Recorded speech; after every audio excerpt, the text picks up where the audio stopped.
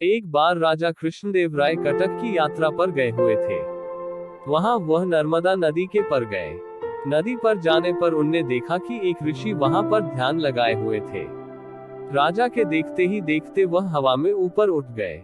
राजा ने सोचा यह जरूर ही बहुत ज्ञानी ऋषि है, इसलिए इनसे आशीर्वाद लेना चाहिए। राजा ऋषि के पास गए और उनका आशीर्वाद मांगा।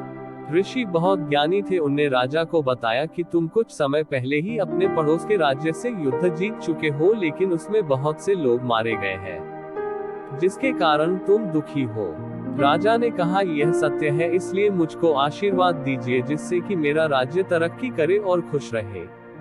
ऋषि ने शक्ति से एक कटोरा प्रकट किया, उसको राजा को दिया। इसके बाद अपनी शक्ति से उस कटोरे को पानी से भर दिया। ऋषि ने राजा से कहा कि तुम इस कटोरे का पानी लेकर अपने राज्य में जाओ और इस पानी को अपने खजाने में छिड़क देना, जिससे तुम्हारा खजाना बढ़ने लगेगा और तुम्हारा राज्य हमेशा खुश रहेगा। ऋषि ने राजा से कहा कि लेकिन इस बात का ध्यान रखना कि इस कटोरे को ले जाते हुए एक बूंद पानी भी जमीन में नहीं गिरना चाहिए। इसके बाद राजा कटोरे को लेकर जाने लगे। राजा ने सोचा यदि कटोरे को ले जाने के लिए वह सेनापति को कहेंगे तो वह इसको ले जाने में सक्षम नहीं है। राजा ने कटोरे को ले जाने के लिए तेनालीराम को कहा। राजा ने तेनालीराम को अच्छे से समझा दिया कि पानी की एक बूंद भी नहीं गिरनी चाहिए। इसके बाद राजा अपने राज्य के लिए चले गए। तेनालीराम भी अपने रथ में राज्य के लिए जाने लगे।